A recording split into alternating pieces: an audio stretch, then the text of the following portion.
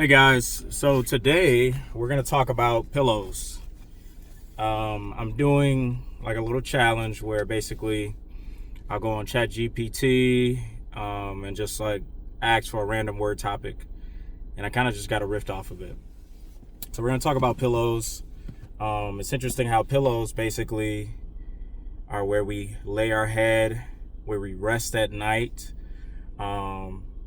And when you're resting on that pillow, you feel a sense of safety. You feel a sense of comfortability. And you're usually at home. And think about the places in your life where you feel at home. Do you feel at home at your job because you've been there so many years? Do you feel at home at your church because you've been there so many years? Do you feel at home at the grocery store that you consistently go to every single time you need groceries? Do you feel at home with your friends and family every time you talk to them? They feel safe. They feel familiar. I feel like places that you can come to when you're in pain, places that you can come to when you need to talk. There's many of us that actually feel like they don't have anywhere to go. Have you ever been in a room full of people, maybe surrounded by family, friends, and you actually feel alone? Feel like none of those people you could actually go to, none of those people you could actually talk to personally. It's a very weird feeling to be in that place where you feel like you can't talk to anybody that's in the room, but these are supposed to be the closest people to you. These are supposed to be the people that you love. And you do love them, and you may even know that they love you. But that's the confusing thing. Why don't you feel that safety? Why don't you feel that comfortability? Maybe in the past you expressed, maybe in the past you told them something about how you felt about a thing or how something affected you and you felt rejected. Maybe you became defensive, and to defend yourself, you said some things you shouldn't have said. They said some things they shouldn't have said. So you decided to never bring that back up. And you decided to never go that deep with the person again because you felt that going that deep with that person again would only cause you to feel the same pain and hurt that you felt in that moment. And also cause you to act out of character and say things that you don't really truly mean because there's someone that you love.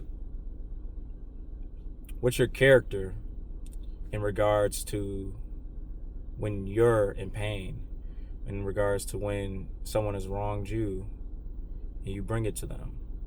Can you stand in the face of someone that's done you wrong and communicate to them that they've done you wrong in a way where you're calm, respectable, and allows them to receive it? Can you take yourself out of your own state and recognize that they're their own human being? And it's possible that they could become defensive about their actions. Can you take yourself out of your shoes and kind of see that maybe they had a reason for doing this? So you allow them to kind of respond. You allow them to say their reason for whatever they did and where they were at that time. Because that's what this is all about. This is about understanding. Because once that understanding is established, then love can get in. I was talking with a buddy the other day, and we were talking about how the people that we love the most, we know the best. We know intricate things about them. We have an understanding of why they are the way they are, why they treat people with the respect that they do, why they expect certain things. I was talking with a coworker, and we were talking about how every time my wife is in a public place and she's standing somewhere, and maybe a person is trying to come past where my wife is standing, my wife expects that excuse me every single time. Me, on the other hand, is not as much of a big deal. But me being there with her, I expect that of other people. because I know how it would make her feel. And that knowing about her, that understanding that, and you add that to the fact that I understand experiences that she's been through where people wronged her and how she doesn't want to feel that anymore, where people disrespected her. What do you know about the intimate people in your life and how they are the way they are for a specific reason? That allows you to love them deeper. If I didn't know that about her, I might complain and say, "Babe, you're crazy. Why are you making a big deal?" Even though I don't agree with what she does, I still understand, because I understand the person. You might not have to agree with the topic, but you can understand why that person came to that conclusion. They have experiences totally different from yours that have brought them there, just like a killer. Just because you understand doesn't mean you approve. You can understand why a killer has went to the point of taking another person's life, while at the same time realizing they've made a bad decision. They've made a mistake. They shouldn't have done that. And in that understanding, you'll know things about why they made those decisions that can help you to encourage them. Because remember, Jesus was not just around his disciples. He was around criminals, prostitutes, murderers. Even as he was on the cross next to thieves, he had grace and love for both of them. And he freely offered to the one that was able to receive access, relationship. Because that's what this is all about. What is your relationship to the idea that Jesus Christ saved you, freed you, loves you, that God the Father loves you so much that he sacrificed his son, his perfect son. Let's not forget that.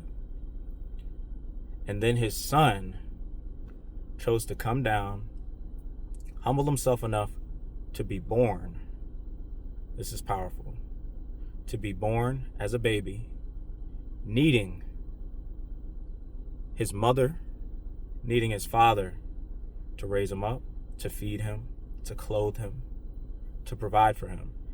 What kind of humility does that require for him to be in heaven with the Father and humble himself and become like us, a human? Because we are limited in our bodies, in our ability.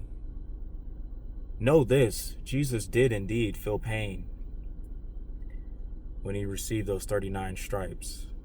He did feel the same pain that you would feel if you were in that situation. He was actually human. Don't get it twisted. He had it better. And he chose, he made a decision. He sacrificed himself for the many. Are you willing to do that for others?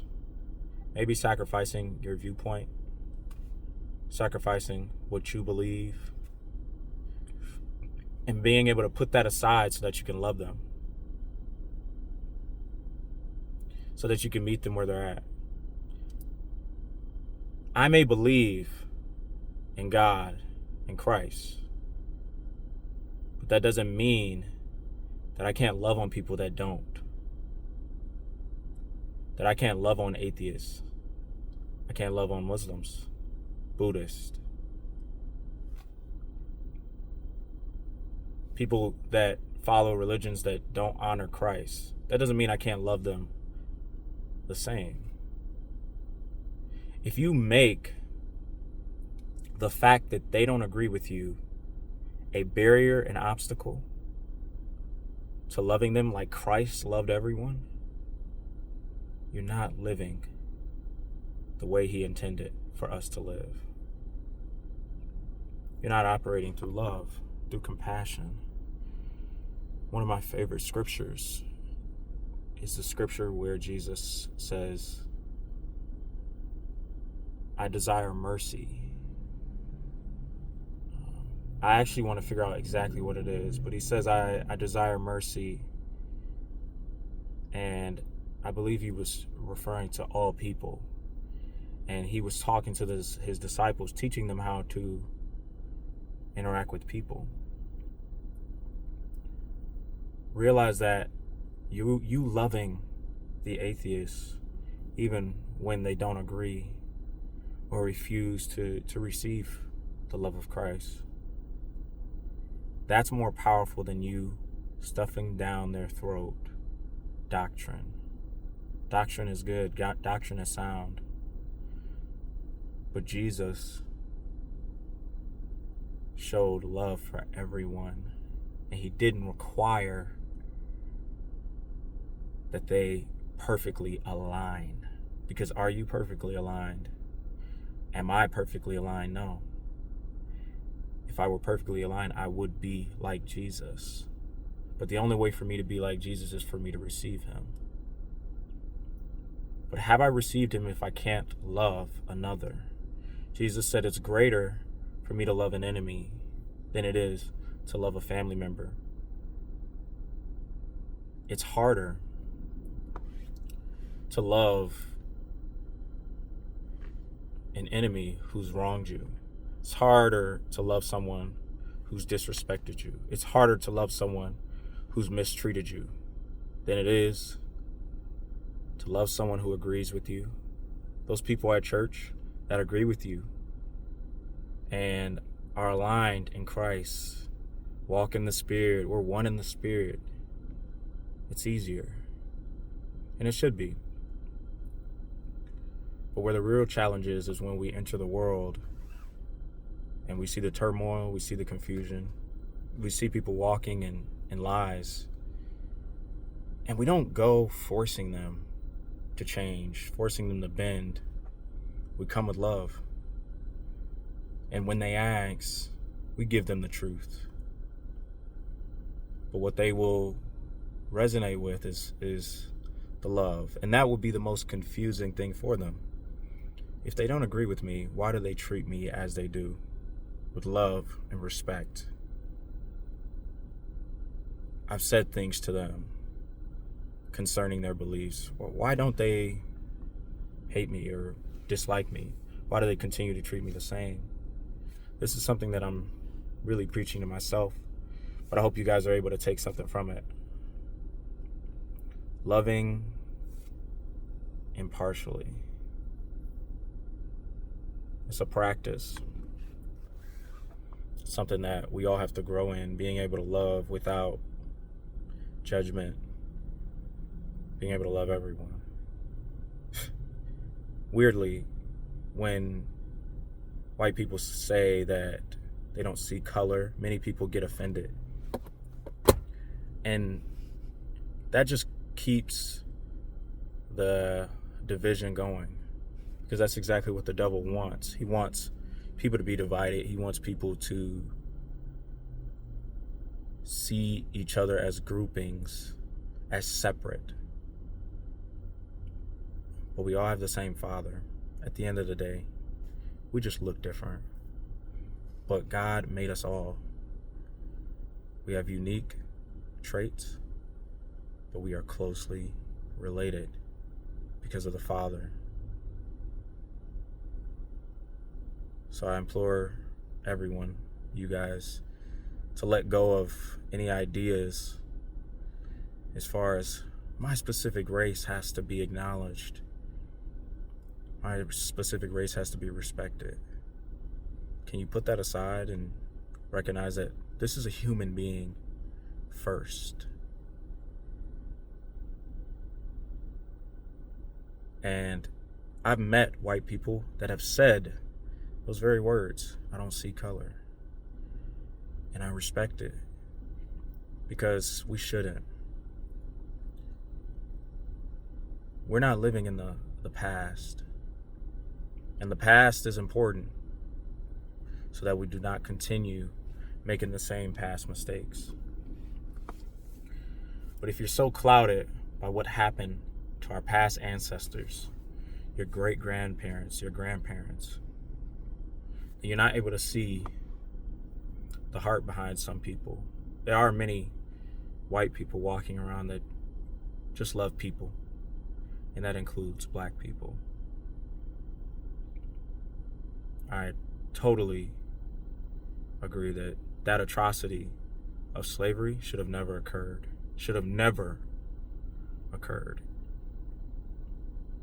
Slavery should never have existed in the Romans' times, in the 17, 18, 1900s. It should have never existed. Because we are all humans. And if we recognize that from the beginning, that wouldn't have occurred. But it's all the work of the enemy.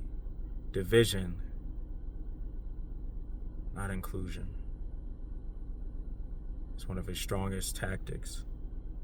He wants us to somehow make us believe that we're separate. We're all made in the image of God. Forged by his hands, by his mind, and with love from his heart. Fearfully and wonderfully made. He meant for you to exist.